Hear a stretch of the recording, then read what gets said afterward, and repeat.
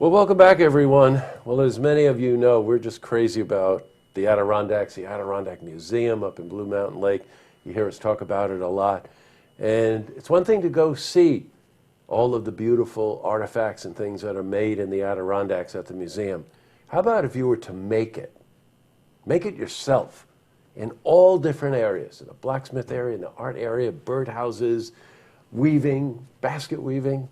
Well, joining me today is Rand Condell, and Rand is the president of the Adirondack Folk School. So welcome, Rand. Thank you. Very nice to have you here. It's nice to be here. Rand and I just had the best old conversation before we got on set here about all things Adirondack. And Rand himself is a blacksmith.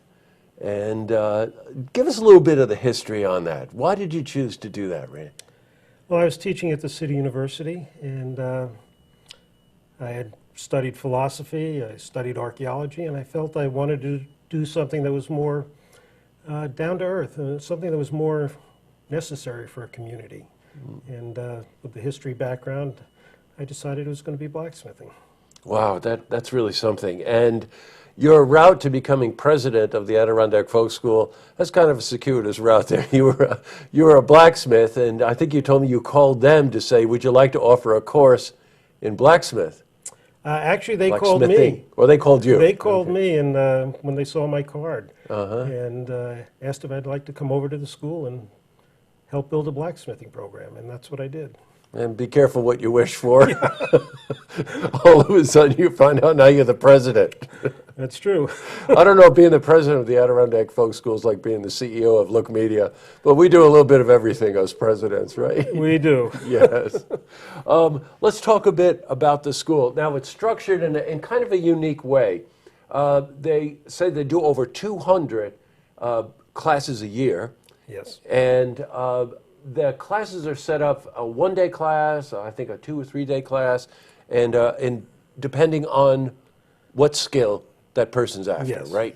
Absolutely. Okay, give us an example of that. So a one-day class could be a weaving class and weave a rug. A 2-day class might be a basketry class or maybe a 3-day class. Blacksmithing classes are usually, some are 1, some are 2, but many are 4 and 5 and up to 10 days long.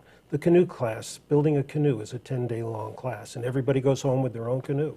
Right, so you're bringing an heirloom home with you, right? That's the basis of the school. Almost everybody that goes home feels they're taking an heirloom home. You know, let's face it, we live in such a technological age, and the whole idea of doing something with your hands, and Rand was nice enough to bring some samples in here. They're making a lot of knives, you know. Look at the work that's involved in creating something like this. We've got baskets here. And if any of you went up to the Adirondack Museum this past summer, they had a basket weaving demonstration going on there, and it was just phenomenal. Some birdhouses, nicely decorated birdhouse, by the way. Did you make that one? I didn't. You no. did not, okay. And things like these wonderful candle holders, all with that Adirondack theme, I might note also. That's right.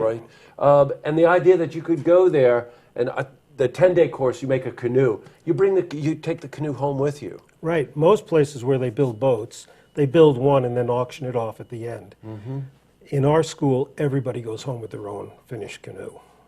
You know, you told me a very interesting story about the Sagamore chair. Right. Yeah, tell us about that. So one of our instructors found a few pieces in a box at a garage sale, and he tried to put them together, and it turned out it was a chair, and we think it was the original chair at the Sagamore Hotel. Wow. Back in the 1800s. But we've remanufactured that chair, so it's much stronger, and it's an extremely comfortable chair. It's really, it's a unique piece, and that's a 4-day class at the school. You learn to bend wood, you learn to laminate wood, and it's all made out of a red oak, and it's extremely comfortable, easy to get into, and easy to get out of. Oh, that's unreal. So you're doing like 200 classes a year. Is there any average cost or? I think you have to figure that it's going to be about $100 a day Right. between the class and materials. It may be a little more for some classes, a little less for others. If you're building the canoe, there's a lot of materials involved. Yes, yeah, for sure. But that's if you figured about $100 a day.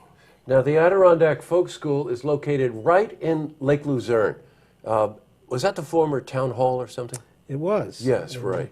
It's on the site of what was the last tannery in the Adirondacks. So we have, right next to us, we have a very tall, very beautiful smokestack that's sitting there that was from the tannery. You know, and I'm sure so many of you feel this way. We are so lucky to live in the Adirondacks. You can travel pretty much anywhere around the world, and students come from all over, don't they? They do. We have And students. you hear about the Adirondacks. I know. We've had students from all over the country. We've had them from Venezuela and Australia. But yes, they come from all over. And the instructors as well. Yes, I mean, we have many instructors from this area, but we also have instructors from California and from the South, North Carolina. We have an instructor this year from Russia. He comes back, he goes back to Russia every year just to get birch bark, special birch bark, and he's doing a birch bark container class. Folks get to choose one of 20 different items to build in that class.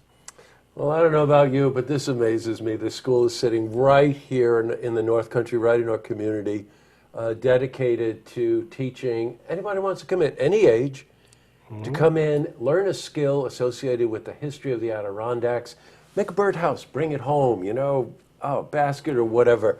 I highly encourage you, just check them out. You'll be stunned by the list of courses and classes that they offer.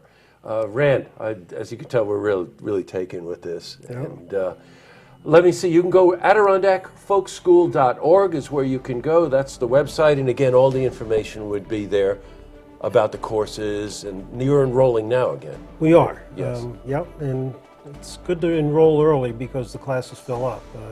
We have a bunch of classes that are full already. But we will create a special class. If somebody is interested and they get 4 or more people, we'll do a special class for them. Not exactly the usual educational bureaucracy, right? This is hands-on from the get-go. It is. And our blacksmithing program is one of the premier programs in the country. Do you still teach? I do once in a while. Okay. The school keeps me pretty busy. As you said, we wind the up doing a president. lot of different things at the school. Yeah, for sure. But, Well, but I Rand, do- it's a pleasure to meet you. A pleasure to have you in here. Thank you for bringing samples in. Oh, thank and you. don't forget, Adirondack Folk School is located right in Lake Luzerne. Learn something, right? For sure. pleasure. Oh, absolutely. Thank you. Thank you. To see this interview again, you can head to our website, looktvonline.com.